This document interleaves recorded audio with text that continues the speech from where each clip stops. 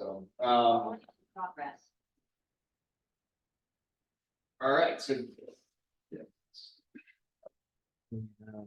Does Tracy need to be here or no? Like a grabber? No, we don't take, or does she take? No. No, He doesn't I think what do- David Kahn said, when we do the updated in 2 weeks, when we talk about what happened here tonight, that's the official record. That's the Yeah. record. Oh, We okay. can give you a- Is there another agenda? over there? No, Tony, thank you. Not a I problem. don't want to So say too much. I should move the mouse, it should say end down the blue. Well, whatever do, it is, click on it. yeah, top left, click cancel and then end it. I do a top left cancel. Yeah, top left, just the, you can see right here. Hips and your knees. And I need all these stem cells. Tom, what she knew now. Oh, that's right. I know my knees are all shot soon, so. Hit that first and then hit that. I was- And then the other thing is save. Then I tore my, Perfect. I tore No my problem. rotator cuff and broke my collarbone one winter. When I came back, I missed a whole season. When I came back, I just couldn't catch. It was probably the hottest summer in record. I was like, that was the end of me playing baseball. Yeah, I was 14. I was like, You I'm gotta really love pain and torture. So I'm to shut catch up. in the summer. Instead of save It's everything. painful. Leave everything here, right? All right, so good evening. From our side, we have a couple of items to go over for SiteLogic for all of you all. First thing is the public school facility improvement grant. We discussed this a couple of times, different meetings. This is a new grant that's been posted. In total, there's $100 million to go across the state. 20 million of that 100 million is dedicated just to career tactical centers, right? We always place a little bit of just managing expectations caution on this. The number one criteria of which they're evaluating these grants is your aid ratio.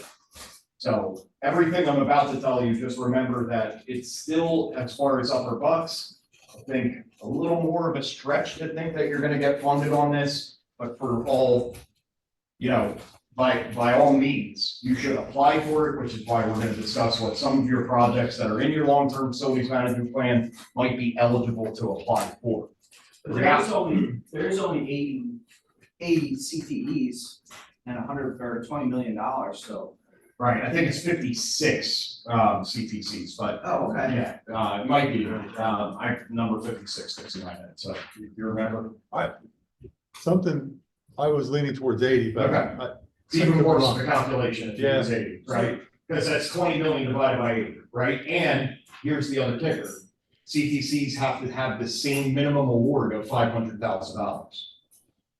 So quite literally, you can only award to 40 entities at very basic level, right? If everybody's only asked for 500,000, you're only getting 50% of your CTCs.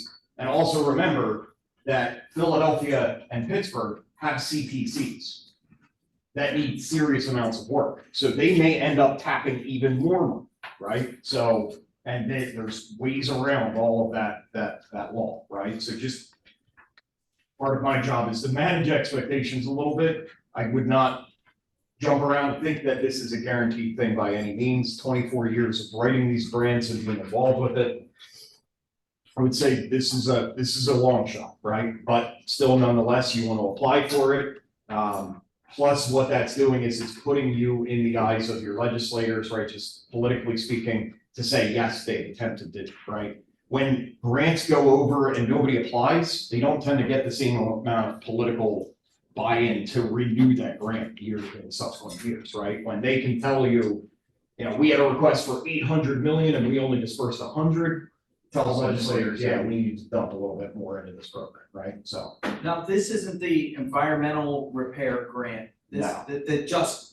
that one just went live yesterday too. Yeah, and that one is highly specific, right? That one is probably not gonna be applicable to almost any of your buildings in your districts. Well, I It's- put it in, I sent something to our district because we have one school that's got asbestos, lead. QE. Yeah, Yeah. so I put it in for that may qualify. Yeah. For that grant, but I didn't know if this one would, So, yeah, and just fill everybody else in, the environmental one is really focused on asbestos, mold, and lead, right? And lead in the drinking water specifically, not necessarily lead paint as much. But because you have to remember, there are a lot of urban schools that still have lead drinking water pipes, right? And their lead in the drinking water levels are so high that you have 50% of their faucets every year that are rendered useless, except for hand washing, right? So it's a problem, right? But those are. The VSBA notice had mentioned the filter, it's gonna be legislated that they're gonna have to have, all of the schools are gonna have to have their water fountains filtered for filtered water. Is that part of that grant or? Not yet, Not right, yet, not yet, right. And a lot of yours, believe it or not, are because you're using bottle filler stations. So anytime you use a bottle filler station, it's not a triple osmosis system, so you're not getting absolutely pure, but you're getting that particulate filter, which is what's required, right? So, and they're talking that, you still have students that are quite literally filling a bottle out of a tap that was installed in 1956, right? That's more of where they're focused and making sure that people go in the bottle filling stations, which put at least a level of filtration that's going to grab those big particulates and making sure that you don't have lead. Now, here's the other problem in some of the schools that had faucets redone in the 70s, right? Brass does contain a little bit of lead, and when it starts to decay, it starts to release that lead that was in the solder, right? So you are still seeing some fallout from the 70s and 80s, but not really going to be an issue here because a lot of, number one, you have bottle filling stations, so those become your main points of water consumption. You also have to worry, elementary schools, just more edification. Elementary schools, you have to worry because you're teaching toothbrushing lessons in a sink. So you gotta have it a little more advanced than you would in a high school, right? So then Hopefully a kid's not washing his teeth or brushing his teeth in like the auto body sink, right? And the VSBA notice also identified something that's coming out of DCED. Have you seen that? So the DCED one is what we're actually talking about tonight. Oh, it is? Yes. Oh, So- okay. And it's the first time, to my knowledge, Steve Rose, correct me if I'm wrong, that DCED's ever administered a grant for schools. Right. Right? Mr. Cormack would be the perfect person because he deals with DCD all the time. It is one of the first times that they're handling it, so that's why some of this is a little unknown, right? And some of the processes are new. For instance, one of the requirements is we have to submit 3 estimates for any project we're submitting. That rarely happens, right? Usually they tell us we need to have, as us being school districts and school entities, they'll tell you need to have quotes and an accurate price. They don't require you to provide them. And some of this, it's kind of scattershot, right? To think that you're applying for money that isn't even going to be released at earliest until this winter, and you're not even going to be turning a project around until next July, that estimate isn't almost worth the paper it's written on in some of these projects, right? Especially when you're dealing with, roofing materials, everything else that's contingent on petroleum, that's a problem, right? We don't know what it's going to do. So this is a shot in the dark. The good news is it's 75% grant funded. So what that means is a 25% local match. So you ask for $1 million, you're only spending $250 out of your local funds. So our target for this is really to keep it low, to keep it a low temperature application for the school, and to keep it right at that $500,000 funding, right? Here's the other fact.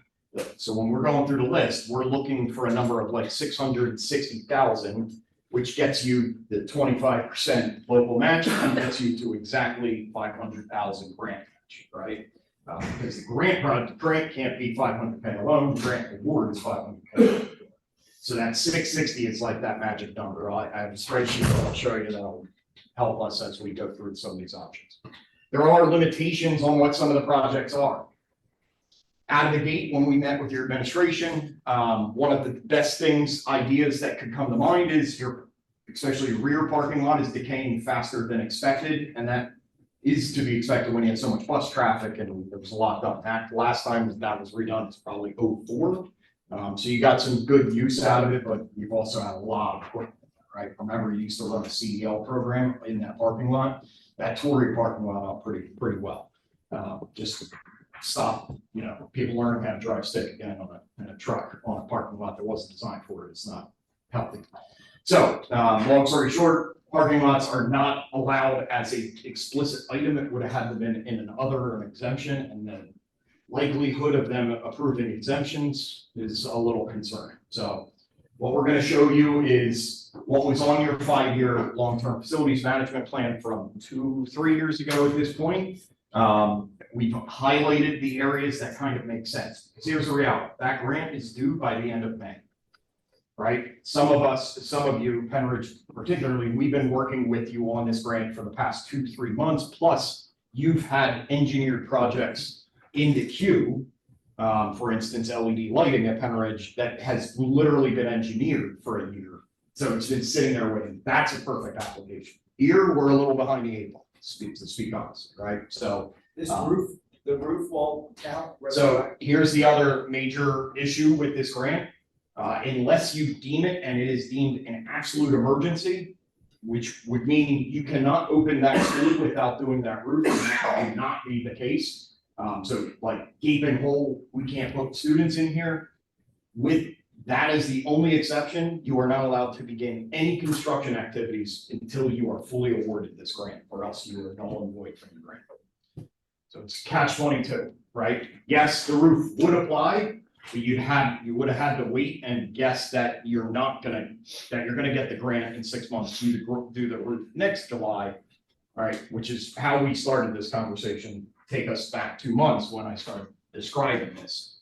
You have an option, doesn't look like a good option, right? Because what you could end up doing, and this is just, cost benefit analysis, if you waited and didn't get the grant, you're paying probably 10 to 15% more for a roof, and you're paying for it all locally anyway, right? So if you have one of those needs, you kind of take the shot on something else. What we have today is a couple of other projects that you do not have capital funds already allocated for. Working with Dr. Herrera and Steve, and Charlie and Tony and everybody else, we have a good list. The problem is we have very little time, because after this meeting, I'm gonna have to go into about Lightspeed, trying to get additional grants or additional quotes out so that we have the documentation so that we can write this grant by the end of the month. The other piece is, no matter what, we are going to be giving you a motion for the next board meeting, a resolution that board JOC has to pass, stating that we are approving a not to exceed grant application for this amount. That amount, depending on what we come up today, these are very, very generic, is probably gonna be that 660,000 mark, so that you're qualified, your funded amount is 500,000, right? And that way it's a little easier, right? We are doing these for a large number of districts across the Commonwealth, which is why it's like all hands on deck as far as site logic's concerned. We're doing another one for Bristol Borough right now. They're doing boiler replacements, right? So same kind of thing, right? But you have to kind of hedge your bets on what's going to work, what's not going to work. One of the biggest needs I know you have heard from Dr. Herrera on is the need for cellular connectivity for first responders. We all know that many of us don't have cell coverage as you're sitting in this building right now. The further deeper into the buildings you go, the worse it gets, right? So one of the things that Adrian has been working on and working with Steve, Dr. Herrera, building on it, is the third item down, which is installing a new cellular repeater system, or a booster system really, to try to ensure connectivity. Right, so that's the only downside about it, moving the seats back. It's gonna be hard to actually. Yeah, we're gonna mess with the lights a little bit. Yeah. If we can. Wait, hold on. Yeah. Turn this on. a little bit. Yeah, I got it. There we go. You got it? Oh, that's How's better. that? Better. There you go. Yeah. There we go. And I zoomed in as much without cutting off we just cut some of the extraneous stuff out. So, the third item down is that cellular repeater system. That's really for first responders.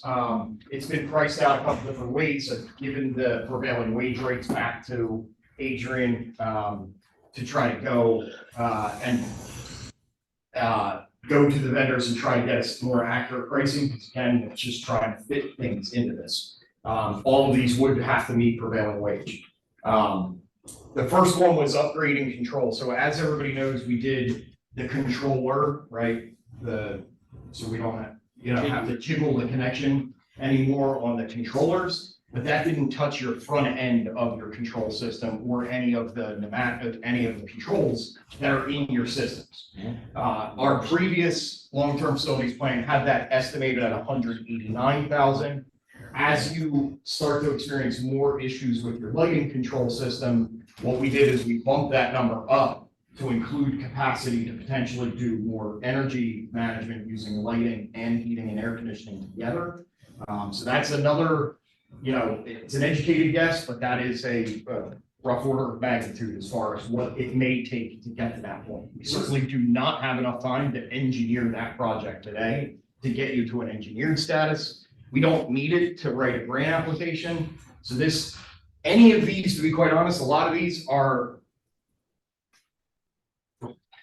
for argument's sake, you're putting a number there to see if you get funding. And then you can say, hey, we just got a 75% off ticket for that. Even if we're off a little bit, you still got 75% of the big chunk of that money, right? And then we can value engineer it down, right? If that project came in, for instance, at 325, well, then maybe we value engineer to get it closer down to 275 again.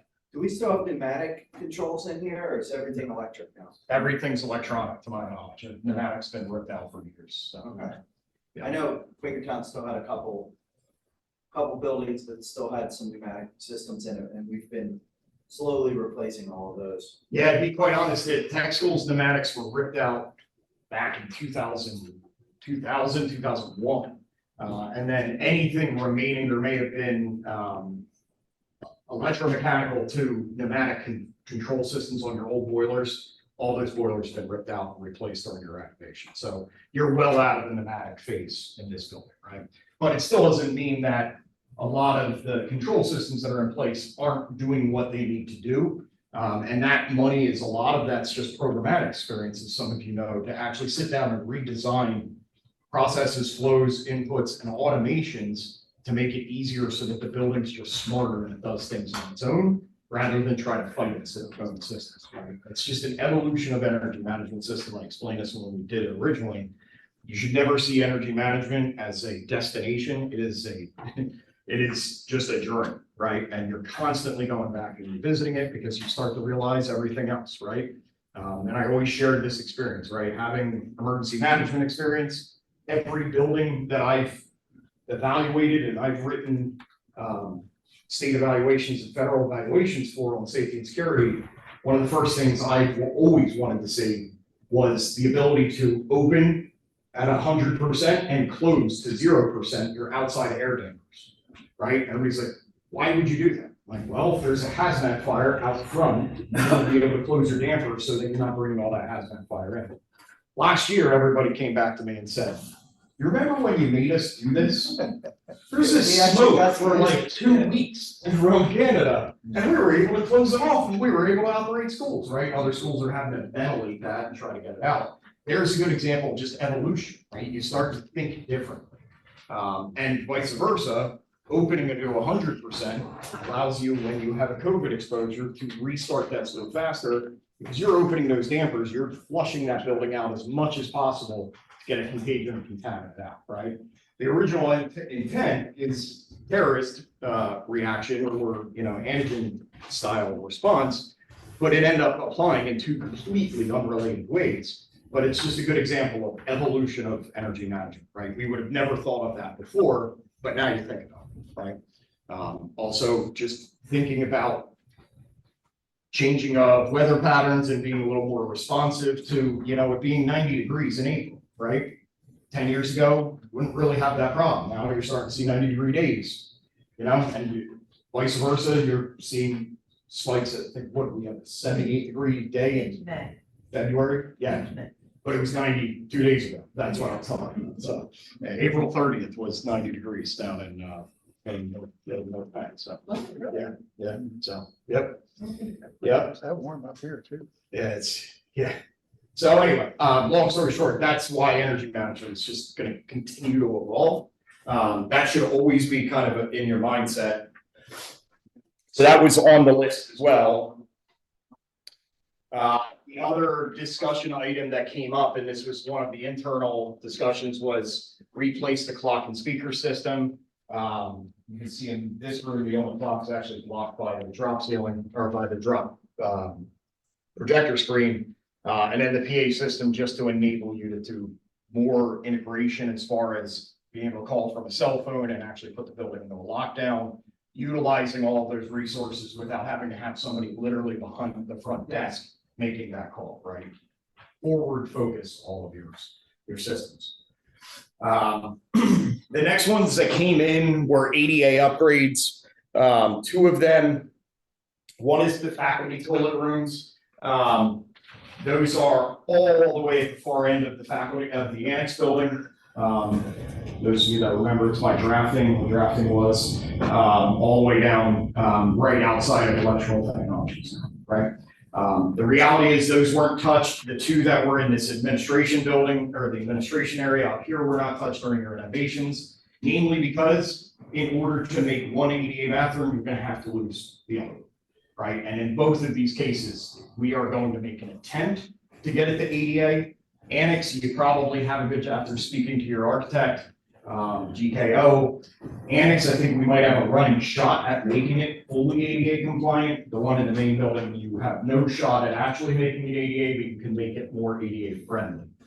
So you could maybe satisfy 60–70% of wheelchair occupants, but anybody in a motorized wheelchair is something a little more complex. You're just not gonna have this turning radius, and the only way to do that is to knock out more walls and make it into a much bigger project, so. It's really about trying to satisfy rather than totally satisfy, right? So. The other ones are relatively small. We're talking lower items as far as upgrading sinks for ADA accessibility. Relocate, it's funny that we should talk about bottle fillers again. These numbers are actually for your main and annex building, to relocate your bottle fillers down to an ADA height. And there's a couple different options to do this. They now make dual stack units where the regular one is at this height, and then it gives you another filtered connector on the bottom for ADA height. It's probably what we recommend because you do have, you know, you're a high school, you have 6'5" height students here. Everybody's bending down. It's pretty awkward, but if you have a dual stack unit, it's actually those, again, because they have ADA behind them, is a benefit. And then you have really small stuff. To be quite honest, we would probably not even include this as a separate description. These are just off the list. We would bundle that into ADA upgrades. If you're missing grab handles, we can throw that into a scope later where they go back and they update that. The only other item that we wanted to show was replacing a generator, which would be an option if you wanted to put the money in, but it's just another plug, right? We are going to proceed you all, and it's actually another item on here. You will be seeing the professional service agreement from us that I previewed last month for a full board vote in 2 weeks. That will take us through a full evaluation of the generator and looking at what all of it is. So that is separate than why we just put that number up there. It's another one of the bigger targets that's easy enough to scope for us to get numbers to be able to put this grant together in 28 days, right? So when we start talking engineering projects, we start talking very, very complex. You're not going to have enough time because we couldn't get you accurate estimates without having at least schematic level drawings or just, you know, basic drawing. So the only thing I would say is, you know, you're adding all that up to get to that, to have it to be a number that will qualify us for the grant. Based on that old 5-year. Yeah, and some of these numbers are modified, right? Without the parking lots, which were some big ticket things that were on that list, but wouldn't qualify. Right. So there is one other thing, like the generator. The fact that this generator is only serving, you know, the bare minimum of emergency systems, that we believe there's nothing really that we could get off of it. And the recommendation was to upgrade it, not by much, you know, going from a, what is that, 180 to a 225 or 250? Somewhere around there. Yeah, it wasn't much. So would it make sense to go to a 500 and add more to it? And that, you know, I don't know if you need all of that engineering, but maybe we should be looking at a bigger number for the generator, because that's what I just did in my building, is I found that we needed to add more to our generator. It was gonna be more costly to break all that out to add more than it was to just get one giant generator to do the whole building. Well, you see that a lot in residential too, right? When you start looking at a residential generator to put a split panel system in, sometimes it actually just pays you just to generate the entire house rather than having to break all the circuits. You could get to that point. To be quite honest, in this building with as much detail as Yeah, it that's is, what I said, I've you're seen not that. gonna, you wouldn't even have enough time to scratch the surface of getting a scope for that to know. Because then you have to start making life that decisions of what systems stay alive, what systems don't stay alive, and then how does that differ from your next building? So as much as I would love to say yes, because I'm a fan of that concept, personally and just operationally from a school stance, I don't think you have enough runway to get to that part. Okay. So, and if you add all of that up, just quick math, 1.6 million, right? You're way over where we need to focus. So it's more about what can we get done fast enough for you to make a viable grant proposal, without wasting an inordinate amount of time and pulling the midnight oil to put something in that may not fit. Speaking with your administration and, between Steve and Tony and Charlie, let me know if you guys had a different take, and I know some of the JFC leadership was part of this discussion. Really, kind of how we have it ordered is almost in that priority of, okay, we need to look at things, right? Definitely the control systems we're in because you're having issues with your lighting control system. The cellular repeater continues to become an issue, and I know the police chief of Bedminster has brought this up. So that would be another target, and we could make it into a defined goal. One of the defined goal areas of this grant is internet connectivity, so it's a stretch, but we could definitely make the case to say they need cellular to provide them with internet, right? Their goal is internet connectivity, right? Luckily, I can write that language pretty well, so you're good on that side, so. Smoke. What's that? Cellular connectivity is essentially backup internet connectivity too. And with the Yes. rural location that we are, if we have a problem with power, there's a good chance we're gonna have a problem with the fiber line outside getting cut too. So we could lose internet too, and cellular provides an emergency backup in that situation. I'm just helping you try and write Yes, this. well, but full circle, that only matters if your generator is actually powering this cell signal through service. Repeaters, And yeah. your generator stays running during that time, right? So you get down that rabbit hole, right? But I totally agree and not disagreeing coming from the guy who used to be in charge of all of your fiber countywide. I know how often that breaks, the IU fiber, we've done a lot, they've done a lot, to try to create new slices and new connections, but when it runs It's up still ran Elephant, on telephone poles. when it runs up Elephant Road is pretty rural, right? So, yep, it's also pretty rough shape. I drove Doesn't up come that. in from 611? It does not, no. So when it actually comes up from Doylestown, and I could geek out all day with this, right? Because I helped build it when I was here and then went to the IU and really ran it. It comes up off of 313, splinters up, comes down 113, comes up Elephant Road the whole way, then Palisades and the tech school both shoot right down Ridge Road. Oh, I thought it came all the way up 611 to get to Palisades. No, actually comes up this way. So it's Yep. coming around. Probably a straighter line now. It's also I tried about, to get it at my place, but they wouldn't put it in. Oh, yeah? it's also about money, right? You might be Because- close enough though, if you put a cell tower in your property. I have a cell tower. He has a cell Oh, you do? Yeah. Tell them to make it, put another 100 foot on it, maybe it'll help us here. I had enough trouble with the township with. So, full circle, and then I'll stop beeping out for 30 seconds. The same company that manages all the fiber for that cell tower is the same company that manages it for all the school districts now. They all combined, and it's all under Crown Castle. So, Crown Castle owns all of those lines. Actually, my tower's American. What buried up to a certain point, right? And then it goes aerial from there. So my point is those huge, 1,000 pair of fiber lines that are running down 611 are branched off for a million different purposes, right? One of them is leased lines for the tech school or for the school districts. Number one, a lot of them are the sellers, so. So they're running, when they are widening the turnpike, they're running, new fiber lines, the length of the turnpike in either way, and they said those fiber lines may generate more income than the turnpike does in another, like, 20 years, they said. It's hard to believe when it costs me $9 to get from Quakertown to Lansdale. No,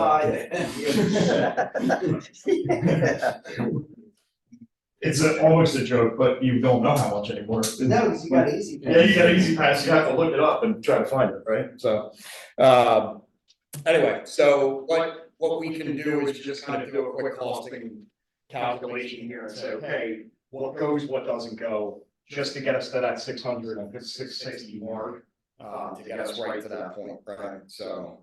But we're not saying, we're not making a commitment to commit to these projects right now, we're just saying, We for the purposes of the Well, I grant. think we we are. have to recommend it.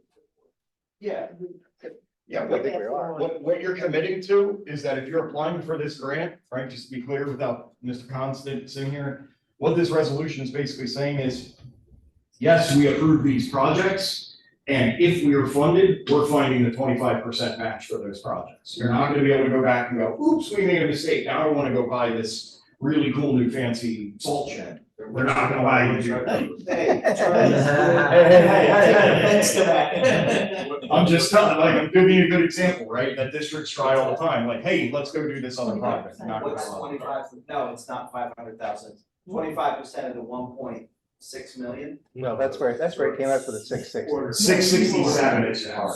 So it's 400,000. You Chris, said, not all of you this is said going it would into it. probably be like 500,000 that we'd be fortunate to get 500,000. Right, if you're awarded this grant, you're on the hook. If we tie this at 667, you're on the hook for 167,000. The rest are basically fun, right? Okay. Let's do the math backwards, and that's how you get that, right? But we have to make sure that we have the money when we apply for it. So you have to act as if you're on the hook for 25%. I would show that in the budget. Well, I would guess if that happened, we've actually got it, we came up with 167, yeah, 135 in budgetary reserve. So there's a big chunk of it there, and the rest we would just pick from, different other accounts. And So we and should talk when about would that this with the board. transpire? What kind of time frame would we have? Most of this works, you're gonna be looking at July of next year. Next year. So this would be on So next then- year's So it budget. actually we on can next do year's that too. budget. With the exception of that you would hope that you're gonna have a grant approval by December in time to be able to turn that around into your budget back to your sending district. That makes sense. Do we have to show in our budget, I mean, in order to get the grant, do we have to show that we have that 167,000? You have to make a statement that knows that you That you would have it in capital reserve regardless. 90% of your districts are always gonna say we have in capital reserve, that's just where we're gonna save.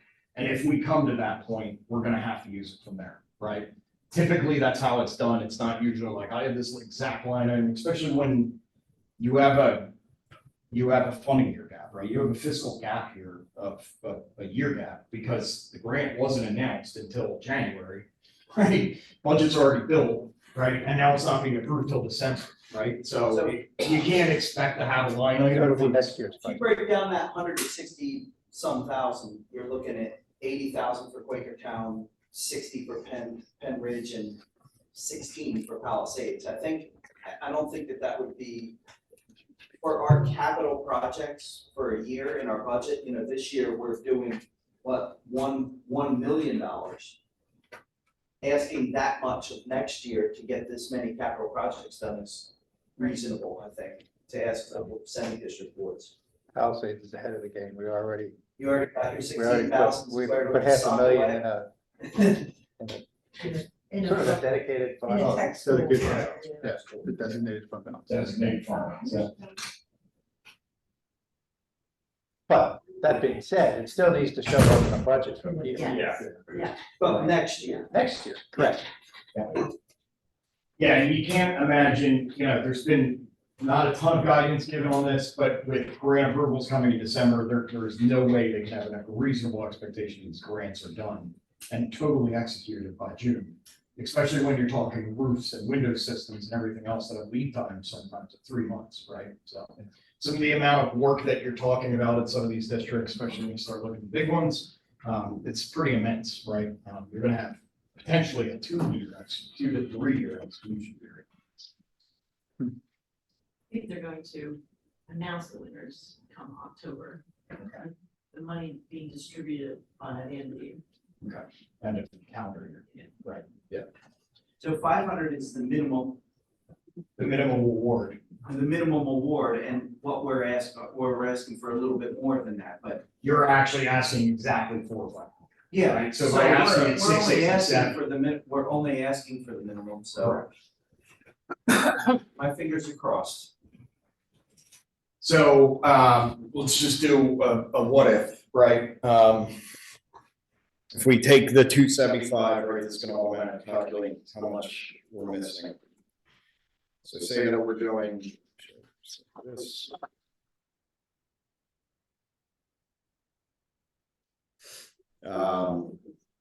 These two, which we already talked, just doing those 2 items that we're talking about with energy management controls and your cell repeaters, you're already at 535. You only need 132K more, right? So then you can start looking at some of these other items, right? ADA upgrades to faculty rooms, for instance, in the annex building, right? Trying to tackle one of them. These numbers may still be high. What I will say for today's purposes, if you're marking these as like, hey, we would like to at least touch some ADA bathrooms, we can drill down closer on these. But to be quite honest, with every single part of our team and GKO's team, I didn't want to really engage too deep until we had a discussion with this committee about, yes, ADA bathrooms are a goal. Let's get an architect to actually draw this up, and we'll actually hit the road and try to get some closer numbers. So if ADA, I would say as like a target, if ADA bathroom upgrades is an idea, we can try to value engineer and get you as much in there for that number. For that one. So some of the restrooms here are compliant. Correct. I mean, Not the one down, ones, but- well, but for the students, the faculty, the one down here is okay, and there's another set on around the corner, Correct, down by the rest. and there's nothing in the annex though, or is there one? There is, there's gang bathrooms over there. There's the ones that are missing grab bars, that are $1,000. So it could almost be an internal thing. So There's 4 in the annex downstairs. Yeah, and then downstairs. There's 2. Yeah. So Which is why you're compliant. Otherwise you wouldn't have value use and occupancy when you get your. that's So fine. does So you are minimally compliant as of today. does putting ADA on this make the grant look more attractive to the people doing these approvals? I'm gonna give you a wonderful David Kahn impression. It all depends. And it depends who's reviewing it, it depends who's else is stacking it up, that's why I would say that, right? As a previous grant reviewer for a couple of different things, I would say yes, it should at least weigh a little higher. Is it enough to overcome your 80 ratio issue or any of the other, burning needs from all the other CTCs? That's where it all depends, right? But, Certainly not 40% gonna- IEP and 504 makes it so, you tend to need more, accommodations, so you'll possibly need more ADA compliant restrooms, things like that. Right. The other side is we could do your bottle filler stations, roughly 75K. And we could do some of the upgrades, things for accessibility, do everything without tearing walls down in your 2 other bathrooms and leave that for another day. Right, so you're hitting more of your target. You're hitting more of your target of, hey, we're trying to make all these accommodations, to be quite honest, your ADA bottle fillers will probably hit more ADA population than faculty toilet anyway, right? So it's just, again, which way we're slicing it. Is your ask to whittle this list down tonight, or can we go in and say, this is the list, depending on what we get in the grant, we're gonna. Now, so the way this grant is written, I need to be highly specific and I need to provide you with quotes that what we're providing are actual estimates for this work. So it can't be, a wish list, it's gotta be narrowed, so what I'm looking for you tonight is kind of to get to that point of what we just said, like, yes, we agree that we wanna do the control systems, yes, we agree we wanna do the cellular repeater system or the booster system, and for instance, do as many of the smaller ADA stuff like bottle fillers and sinks that we can to fill the remaining $132,000 gap, right? So we can kind of prioritize, like, 1, 2, go down, and then as He's you're asking for, he's actually asking for a package. Yeah. And I'm agreeing with his Yeah. suggestion. I And like your the first packages is because it's all really gonna depend, and I don't have enough time to keep coming back and forth to say, hey, this was number 5, but number 3 came in really high. If we're kind of just give me a target area, and then I'll help whittle it down, knowing the will of this committee, right? So, yes, sir. So the cellular extender, you said, may be a little bit of a stretch because it's for extending internet use. So you can make the argument in there, but is that a weaker position to be making for the grant? Would it be more beneficial to remove that one and just do all of the ADA? Another, it all depends. I think with the cellular piece, I would tackle it in one of 2 ways, right? Or both. We're gonna do it as internet connectivity, but it's also gonna be a safety and security upgrade, because to be quite honest, if your police cannot communicate on Yeah. their cell phones and they're not getting your Share 911 system, you're gonna have some issues, right? And believe it or not, you have dead spots even up here on the county 900 megahertz system, right? So that's not gonna fix this, but at least they're gonna have backup connectivity. So I don't, to answer your question, is it a weaker position? Slightly. I would have to agree that it's probably a slight weaker position. However, the stronger position is it's a burning need of this school, right? And it's well demonstrated by numerous political entities in the area, right? Having your police chief be able to back it up and saying, yes, my guys cannot communicate in our substation here. They can't even get on a cab while they're sitting in the substation. Yeah, I'm not meaning to say it's not something that's needed here, Yeah, but the goal here is to get every benefit we can Yeah. out of this grant. I So agree. if it is a weaker position to be coming from, does it make more sense to fill that 667 with other items that might have a stronger, it's not saying we wouldn't do that too at some point, we're Those just not gonna get money ADA for are it. all small number ones. Yes, but I believe if you add them all up, you more than make up for. For the other gap. If you. Yeah, I think the other challenge to that would be, getting all of your prints to be able to do all of those ADA upgrades to your administration and faculty with the rest of the items may be a challenge in 28 days. Whereas your cellular system is quoted, we're actually waiting for Adrian to get his 3rd quote in now. That's almost a turnkey application, from that side, right? So we also have to value not just position strength on your application, but also They're done. feasibility. Feasibility of getting it done, yeah. Yeah. Okay. And I think, that, to speak on what you spoke to before about it being well documented, even politically, Craig Stacks was in here complaining about the cell phones, the cell connections. Well, So we know, Is he approving the grant? He can influence the He grant. can influence, he's, yeah. It's DCED. This is being recorded, but it's DCED, right? I'm sure there's going to be political influence being exercised. Right? So And safety and security is so big. Right. I would agree. If you put it in as a safety and security issue, I agree. I think that would really. When they had that gunman in that school in Texas, it was the kids on their cell phones that were alerting the police to where the people were inside the school. Yeah. And if that can't Probably happen, couldn't happen here. no, that couldn't happen. Even police that were in here trying to communicate with other Getting users, that- My computer? wouldn't necessarily do that, so it is. I'm not even certainly a safety issue. connected.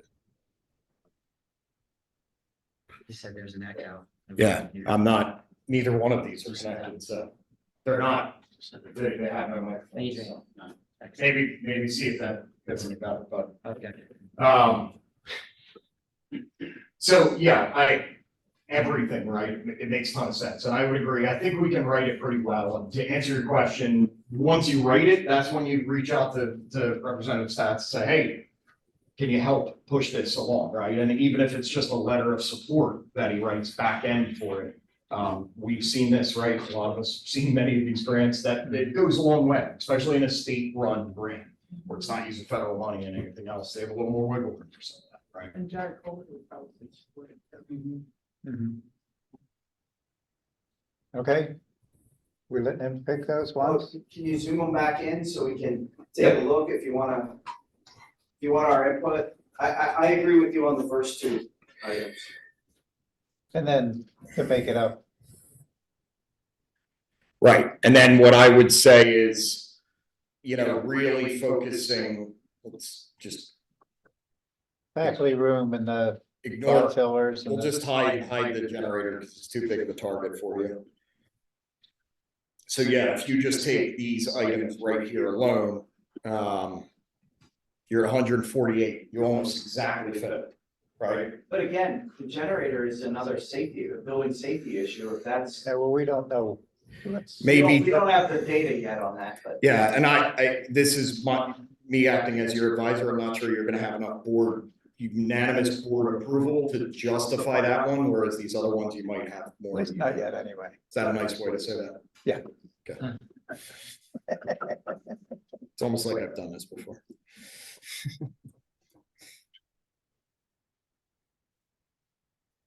Okay. You're We already spent a lot of over. time on this. Can we move on Yep. to the next item? You're Are we meeting- okay? Can we have the? Yeah, right there, you're at. that's- We've got that, he's got that. We're okay with Casey doing what he's Everybody. suggesting? Yes. Yeah, so you're within that target right there, right? Just looking at your, We'll just go back to this managers, the sending district and say, hey, look, there's gonna be a X amount of bill next year. Yep. if we I got. was looking at like 80-some thousand, Whatever it is. If you get the grant. But if we get the grant, so, yeah. it's- Well, there may be other stuff too. sure, you're making it commitment. Yeah. That if you get the grant, you have the money, so you gotta tell Right. them as a heads up. Well, Yeah. you'll have to worry about it until. We don't say anything about guarantee or you get the grant. No, then. Well, then maybe we shouldn't say anything. They're doing the same thing, right? They're doing the same thing and trying to wiggle money and their numbers might be significantly higher. What's that emergency basis for a roof? Yeah. So. And then. So yeah, we have to. Yeah. We're funding that. And hopefully we get the money back.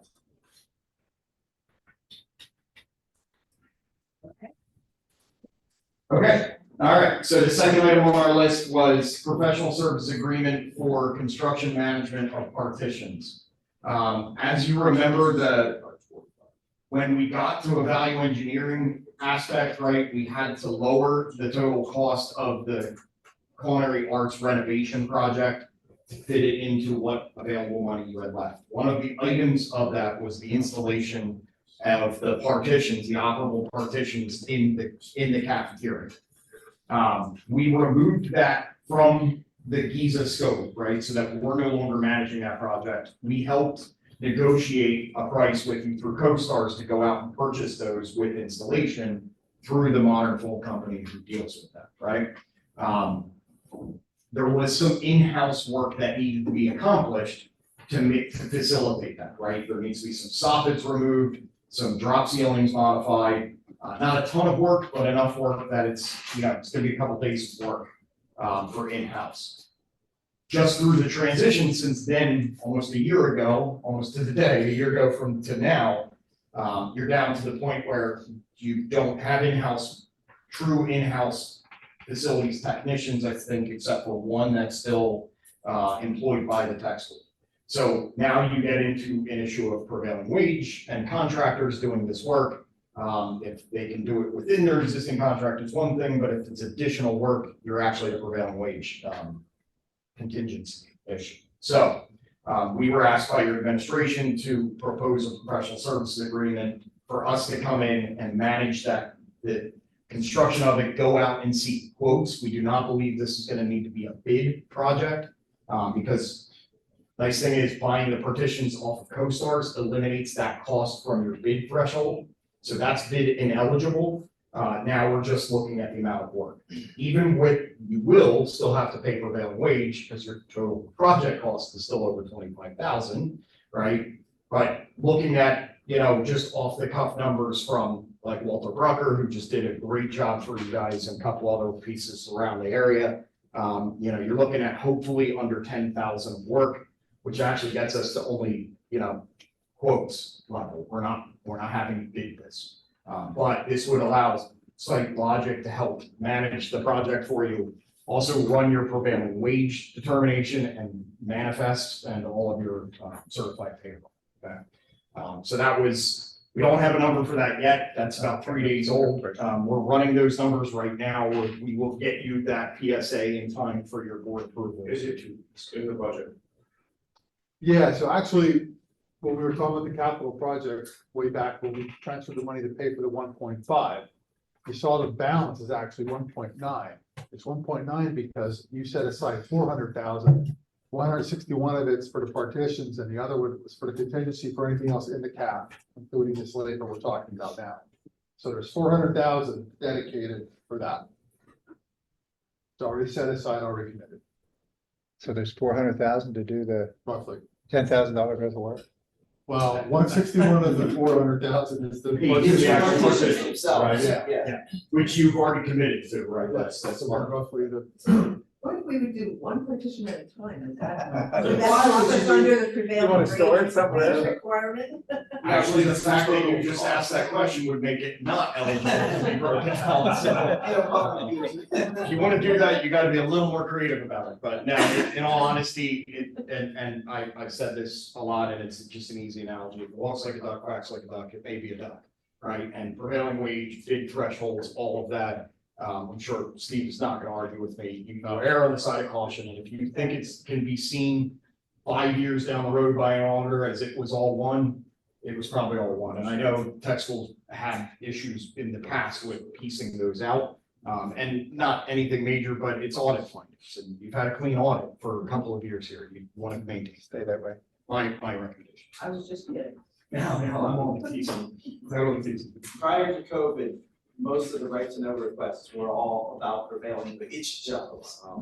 Yeah. Yeah, Bid, it was bidding, yeah. bid results because, other bidders want to know how much off they were so they could refine, and it's prevailing wage and all that kind of stuff. Yeah. Prior to COVID. All right. Okay. Okay, Over that? capital expense, so you will see that proposal. I don't even know where we're at. We work with our ops teams because it's a lot of just on-site management, procurement pieces that we're working on. So we'll see a number for that in 2 weeks. All right, so the physical partitions are close by? Physical partitions were already pre-staged. I think second payment was held during the transition to Steve. Steve had a Reached conversation. out with to them them. today. They actually said they're ready to go. They just need to get the final measurements in here with the track. Yeah. And then they'll put it to the final stage of finish.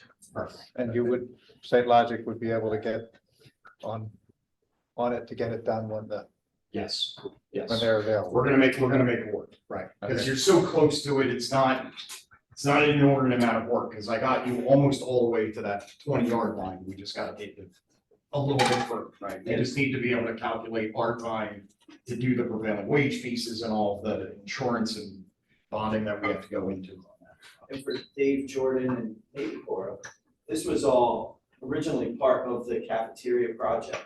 It had to be broken out and done separately from the Giza process. So this is all, that $400,000, all of that was part of that whole project. And we already have a partition. And we already bought the partition, so. You're already committed to the partitions. I think there was one discussion, like what if you were to cancel it, and I think your restock fee would have been like 60% hit. So, yeah, when you're talking, yeah, they're 20 foot tall. These partitions are gonna be really cool, and they're gonna be an education too. They're basically giant whiteboards, right? Yeah, there's a third of them are writable surface, so when you close them, they're completely, it will surround one of the rooms totally, so which is cool for a lot of different education. Okay, keep you moving. Capital expenditures dashboard. What we've done working with your administration is really taking what used to be your long-term facilities management plan. Some of you may have seen when I demoed this tool just ahead of a board meeting a couple of months ago. It's a tool called My Site IQ that we have internally, that typically these are just focused on your long-term facilities management needs. With this particular tool, we're gonna help you integrate this so that you just have a capital expenditures dashboard. Because really, the majority of your capital expenditures here are really building related, but then you have some additionals in there that we wouldn't really be helping you with, like replacement of vehicles or budgeting replacement of machining equipment, but we can help reflect that in the dashboard so that Steve and that thus all of you have a nice dashboard that shows a long-term plan for your capital funding and what you're gonna need long-term. It's kind of an easy dashboard to see. And me and the two gyms actually saw an example, I think Rose showed it to us when we first brought you in, I think that was you. Somebody showed us an example of one that you were doing for another district out there, and it does look really cool, it's a nice interactive way to do it. I'm just trying to. Chuck is out of the room. He's- For you. Yeah, it was definitely before me, because I've only been. Yeah, it was before you, yeah, it was before Casey, yeah. But Chuck's been out of the room and I know he wants a site plan. Okay, you want me to come back to this? Yeah, we'll talk about it. All right, yeah, all right, let's jump to the next one then. My question on this is. Yes, sir. The attachment is just an Excel sheet. You're talking about a dashboard, so that's not what's being presented. This is just an Excel sheet, right? The old way. Yeah, that's raw data of what the old LTFM was. Now, the new one is a actual dashboard with a lot more manipulation. color. There's three years on here, so are we- Yeah. Not even sure what you would goes up see. to 2027. Right, so that's are we just your putting- LTFM. So So, are we putting 2028, 2029 on there anytime yes, soon? yes. So As part of the dashboard? Yes, so the I commitment. stalled long enough for you, Chuck. Go ahead. Good idea. The commitment we made to this committee 4 months ago is that we would be looking at your long-term plan in the spring. Hence, we are here, right? We're taking a temporary backseat because we're refocusing efforts to get your grant done, but your grant is really just plucking some of those items off of this list anyway, so it kind of goes hand in glove. Then once this grant period is done, June, July, August is where we're gonna start digging in deeper and getting more numbers and more up-to-date needs for the site and walking the site with, especially now that Tony and Charlie have a better handle under them. Steve's got a great understanding of everything. Now we can walk together as a team and really start identifying new needs within the site. Allow engineers or, get some AIA numbers to reflect current status, and then we have a better target for it, right? So Chuck, Mr. Sherman. Mr. Sherman, So one of the things we were just talking about was the capital expenditures dashboard and us leveraging what used to be the dashboard just for your long-term facilities needs, but actually integrating all of the other capital stuff that you're gonna need, like replacement of fleet vehicles and everything, so that you all have a read-only view this dashboard to see a long trajectory, right? Long tail trajectory of what capital expenditures are gonna look like, right? And that'll help continue to build, hey, this is what we're gonna accomplish, and in the moment where there's a budget crunch and we have to defer this, what does that do to future years? and part of that will be a site plan and at least discussion on additions, I would hope. Just, it's gonna open the conversation for it, right? And I think that's gonna go, having this as a baseline is gonna help when Dr. Herrera is working through the programmatic reviews that he's working with your general advisory committee, your OACs about additional program expansion. And then it'll be just handing glove back and say, okay, now that we have a recommendation for this, let's bring in GKO, let's sit down and let's see what we can actually do. One of those examples is we've already been asked for this winter to start looking at different uses to expand a ninth grade program or small engine repairs, right? So there's two good examples that we're already kind of saying, how do we leverage existing space creatively, right? There's another thing. We can't really do that until you know, is that old Jiffy Lube area even capable and feasible of holding instructional programs, right? And that will go under the plan for like the capital expenditure, that's. That would be, yes, so if there needs to be, I don't think your outlay is gonna be significant for that area. Cabinet making might be a little more, depends on what comes back, but that's more reactive today. The goal would be to start doing that proactively so that your educational planning that's out 2-3 years feeds back into it so that the business administrators or your sending districts are actually looking at this 2 years ahead of time and saying, oh, that's right, they wanted to open an aviation program, they're gonna need 4 million in 2 years to do this. Let's figure out how to fund this 2 years ahead of time instead of in the last 3 months, right? We definitely need a site audit. And pressing that for over 2 years. Yeah. And understand what areas, how they're facilitated, how big they are, with what they can support. You know, we don't know. Absolutely. We really don't know. And we should have. So, you know, I don't know how much a site audit would cost, but it would bode well to have it. Okay. We will take that back to our development team. So what we're talking here is your baseline. Here's what we know is gonna be broken, here's what we know is breaking. Let's look at that, let's engineer that. Full site audit with programmatic input, little deeper, but we'll take that back. I'll get you an answer for that. It's the easy answer, right? So, Idea of how much it's gonna cost. okay. Chiller update, everybody should remember your special board meeting last Monday, or this Monday, right? 23rd. Tuesday. Yeah, last Tuesday. 23rd Yeah, April. thank you. You approved a, motion to execute a professional service agreement to the chiller replacement. We have that signed, executed back.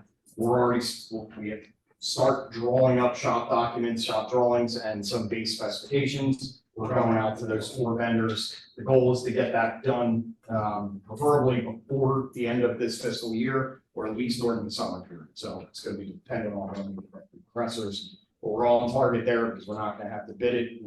We're gonna go to CoStars for you, working with Steve, Tony, and Charlie, and saying, hey, here are the 4 qualified vendors, here's your lowest qualified person, right? Be able to turn that around. So that's in process as we speak. Number E, or letter E, we already kind of discussed, that's the generator and arc flash professional service agreement. That's a service agreement that will bring in electrical engineers, electrical firms to actually do the load study on the generator, not just on the generator, but actually documenting what is on the generator and how much it's pulling so that you could determine to shed some load that is not required under life safety. Right now, there is 0 documentation. You know, they had another source look at the generator, but again, the findings came back as needs to have a load assessment because it's over its current capacity. So this will provide you an electrical engineer review of that, and I think it was less than or right about 20K. So the goal is to get that approved in 2 weeks, be able to execute that quickly, get that work done during the summer while you don't have students here. We can actually exercise some of these trial fluids.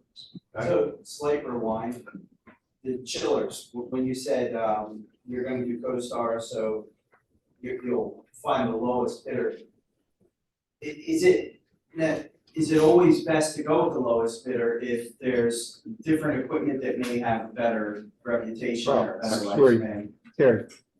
So They're drawing and they're requiring a specific, Specific, capacity, yeah, in the machines, but certain, like Trenton You're talking about compressors are, manufacturers, say yeah. better than, this brand or Carrier or So whatever. the benefit of CoStars, to be quite honest, is that decision is left to us and your administration to work together and say, So you can it's not save necessarily 1,000 gonna be here. the lowest, but No. maybe we'll. What we call is lowest qualified, right? In the bidding world, it'd be lowest responsible. We qualify things in the Giza world, right? We qualify different vendors, and some vendors may be able to say they can get this done, but they may not be able to get it done. So we'll use a lot of those resources in play behind the Okay. scenes to help guide you and make a better Yeah, decision. I just got stuck on the lowest and wanted to make sure that we're. Yeah, and we want to make sure that they can actually get the parts and deliver the parts too, right? That's the other qualification, so. Okay, moving along, I know we're over scheduled now, that's it for my stuff. I think it is. Any questions? We're good. Slaughter a ton of stuff over gas. And we got through it. So by our next board meeting, you'll have that motion for us. For the grant, for the resolution. Board meeting, Yes, and sir. also the, you may have that, generator load study. The generator load, motion is already created and in your hands. I think that's already on the preliminary agenda For the 16th. Oh, okay, great, for the next meeting. So that one's already done. We owe you the one for the, partitions. And then we owe you the Great. grant resolution. Okay. Perfect. Okay, We're good. Thank all you. right, we'll keep churning. Thank you all. Thank you. Thank you. Next item real quick, just moving on, our insurance renewal. Sure. One from Gallagher, got these today, so it's a little crude, it's not as pretty, so I would want it for illustration, but, basically looking at $20,000 increase in insurance. Part of that is the cost of replacement, so, you saw property values up to the 50 million mark from 48.3. So that drives up probably the biggest component of that. The rest of the equipment, auto, the umbrella package for liability. And again, this does include the international travel for next June. That's not, that doesn't drive this up, it just includes it in the liability package. And then for cyber liability a little bit. So overall, over 20,000, but not out of the norm. I'm sure it's the same at the district level. Everything shot up for replacing value, so it's just nature of the beast. We did do the full physical inventory here a few years ago, which helps get this stuff, more accurate. Our former board member, our former JOC member, actually, Dave Buckmanowitz, is an insurance underwriter. He just posted on his Facebook, look for liability and some other insurance to go up 25% in the next couple of years. That's just the trend they're seeing, so. Yeah, so this isn't that outrageous. So with the committee's support, we'll put this on for consideration on the 16th. Well, now these are today numbers. He said some of these are it's gonna try and get these down a little further between now and 2 Thursdays from now. So that'll be on the agenda for consideration.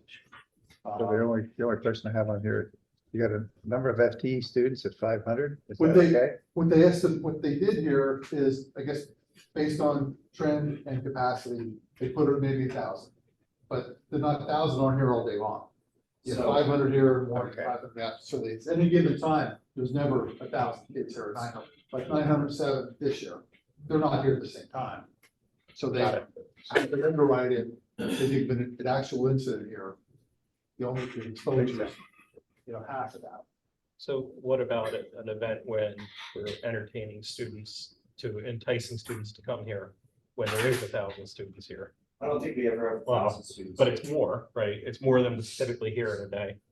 I've been here because the place is packed. Well, when they brought in like an elementary school on top of our students that are already in here, I think this is like a snapshot of a It's normal day, under- not, yeah. Just like an auto insurance person asking you how many miles you drive in one day. You say, well, on average 10, but geez, one day went to Philly or, it's Just it's part of so the long underwriting as it's not process. gonna Coverage is so. create a Yeah. loophole. No, coverage is there, the umbrella covers anything over and above the package liability, so I think we're covered for all those kinds of events. Okay. Next one, we did talk about this a month or so ago, Mr. Cormack. One of his suggestions was to an official RFP. I reached out to all 3 business managers from the schools, and the 3 of them basically went through that.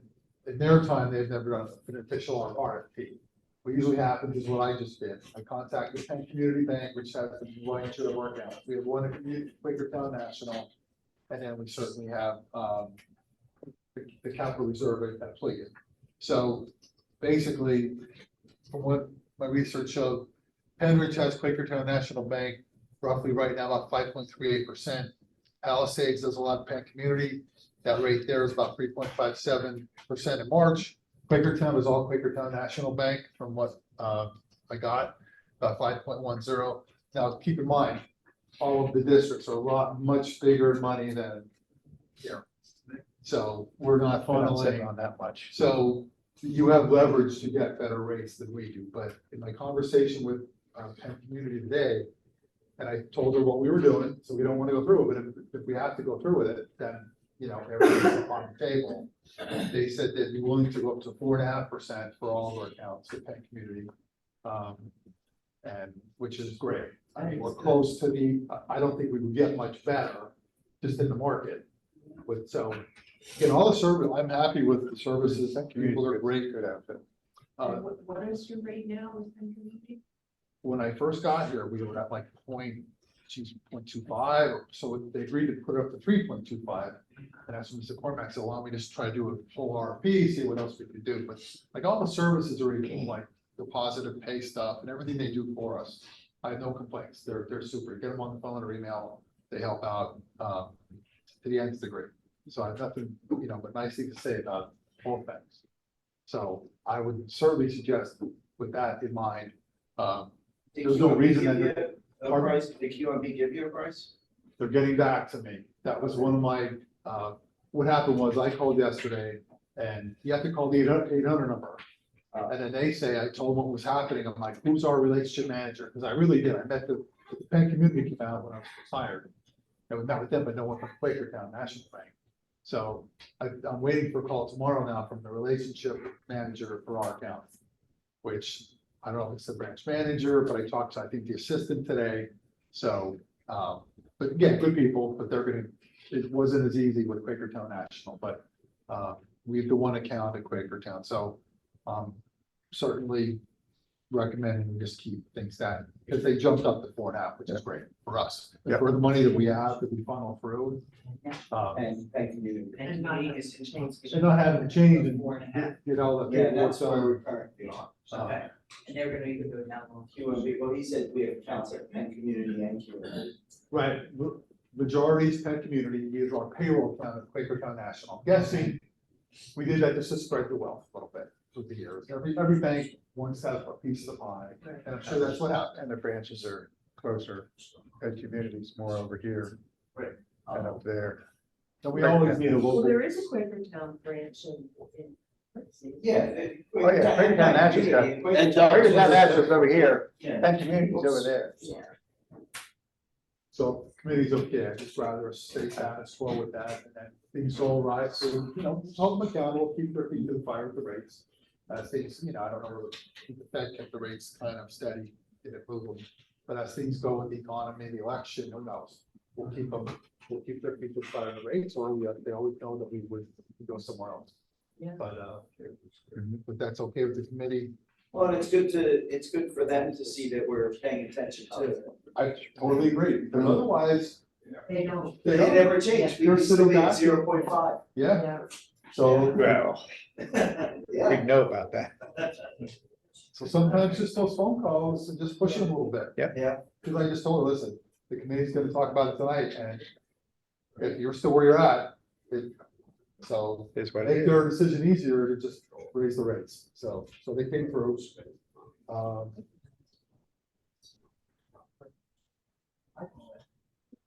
It's closer. the shopping around that I've done, Quakertown is, and PSECU is good too. On the credit, absolutely. Yeah, that's, but I don't think you could do that. No, true. Yeah, Yeah. we're limited. Yeah. The next one is head on there, the staff accountant position, we did re-advertise for that. Got a couple, you know, maybe 2 or 3 applications, plus we retained the ones we had from before. So we're hoping to get that done this month, it may be too much to get a name by 2 weeks from now, but if not one, so we hope that we need to. And you'll sit in on those Always interviews. about, yeah, we did the first round, and we just, a lot of people were great, but we need the 2 components. We were looking for the accounting part plus payroll. You know, and a lot of people were just payroll strong, but the other part, not so much, or vice versa. They're great with accounting, but they weren't thrilled about the payroll. We asked them, hey, are you willing and amenable to doing payroll? You got the body language and feeling that they weren't. So you don't want to hire someone and put them in that, and then all of a sudden they leave in 2 months because they don't want the payroll. I think Palisades the only district that outsources payroll. Oh, really? We did, I- yeah. We're all internal. I don't I know know. it's Quakertown. I mean, I'm looking at Jordan, but I don't think she's paying attention. Oh, sorry, I was right. That's good. They're all About a internal, year. I or do you mean, outsource. We had personnel retire Yeah. and that's prompted it. Yeah. Yeah. it is, it's hard. The outsource, you know what, it doesn't save.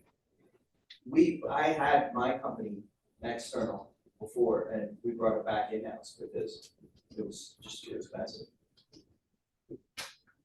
Yeah, It's, yeah, we outside outsourced it, but we ended up still having to do You still have to do, yeah, you still have to have a lot of somebody stuff. there. yeah, they're not gonna do the time sheet review and No. gather all that. The school stuff's do all that, so it's nice and pretty when you hand it to the outsource Mhm. company. Yeah, they basically just take your data and plug it in. You still gotta do it all. Yeah, but they handle, taxes, Yeah, that- child support, all that. Yeah. So, that's our goal, but if that's an option too, that we may have to, look at that too, we will, but we're hoping this time we have the perfect combination. And then just the last one, just the same reports are on there, it's on board docs now for you. Every account, a list of beginning balance, what came in, what came out, APY, just for your information, so you know where we're at every month. Where on board doc? Is it listed? It would be on, like, when you look tonight, it'll be an Report. attachment under letter I. Okay. Be on the And then- agenda. And then on the 16th, you'll see it with all the other On the- treasure report type stuff. Yeah. It's usually A, B, and C, like Okay. we combine the three agenda items. So, and then the attachment will be right there. Yeah. Okay. Tracy's not here, but we will have that as a public document. We won't have to go in as a, Oh, right, it should be. it'll be a public document body. Whatever hour. But, well, I hope more than that. I hope in a couple days, but Okay, that's a goal Clean up. that's the goal. for me anyway. Yeah, no, I agree. I agree. No, you Like need to have it. 72 hours. Yeah. Oh, you don't like it in drafts? That was. No, I don't like a draft. Yeah, when it's in drafts, that was, because he can never remember. Well, I his can get it now, but it's another step that I don't always password. remember how to. Yeah, it's not public.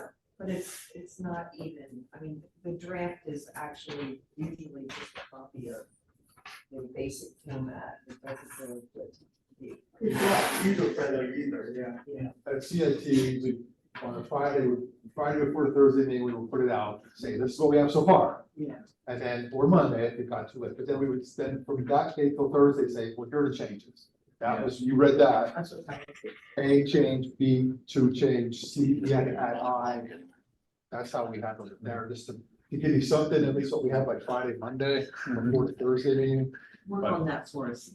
You work No, on I it. mean, again, I know where you're coming from, you want it, you have decisions to make, and the quicker you have it. Yes, the easier the yeah, process. Well, It's real easy to get up to the agenda and you want to see attachment, Hit hit the attachment and there it is. Yeah, I agree, 100%. And we need more than a day. Oh, yeah. Yeah. Definitely. It's tough otherwise. Working on it. Yeah, I agree with that, 100%. Yeah, good, good. Okay. But other than that, I think, that was the only items we have left. Okay, All right. anything Charlie, from you let's guys? Charlie, Tony. You guys are pretty quiet over there. No, No, we're pretty soaking good. it all in. Just taking it all in. Yeah, we're all good. Yeah. No Everything's problems. Everything's good. You don't have any Good. issues? See, we figured out our technical issue with the lights, so we could see the screen. Exactly. On the back No, row this So you there. guys are in the dark, and Charlie can just fall asleep. I like and being in the you won't dark. notice. Down here in the dark. I do better in the dark. I think Dr. Carrera did one. Yeah, like, we're all good. We're all good. David said about this. No, yeah, that's why I said, I'm willing to give it a try, I mean, if it's the cameras, he wants to be able to set it up so we have fixed cameras, like what Quakertown does in our place, and he said this, so he can put a camera in each corner and kind of get the whole room here. So he wanted to know if we had any input on, Whatever he needs to do, I'm good with it. yeah. I can always I'm hide fine under with the this table. For now, I mean, until we really see a problem. But I know sitting up there, it is kind of tough, when you did need to see the board, you have to do this. Yeah. So, and now my pictures of me when I'm on the camera with this flaming helmet behind me look so much better. Okay, Good deal. All right. Thank you. Everybody have a great weekend. Yeah. Two. Steve. Yeah. As an update. Oh, good. I know there's- You know what? I know there's game I tomorrow. don't like asked the other day. Yeah. I look out, Like, they- now it's only 7:30. Yeah. I just started. Thanks. You Thanks. too. Because Quakertown did. Oh, yeah, it's right out there. Cambridge had some, still needed some money So, from them. Megan, And Palisades, I. Thanks, Mark. Palisades did almost all of it. I think it was Oh, good. Basically, talking to Mike Brown about.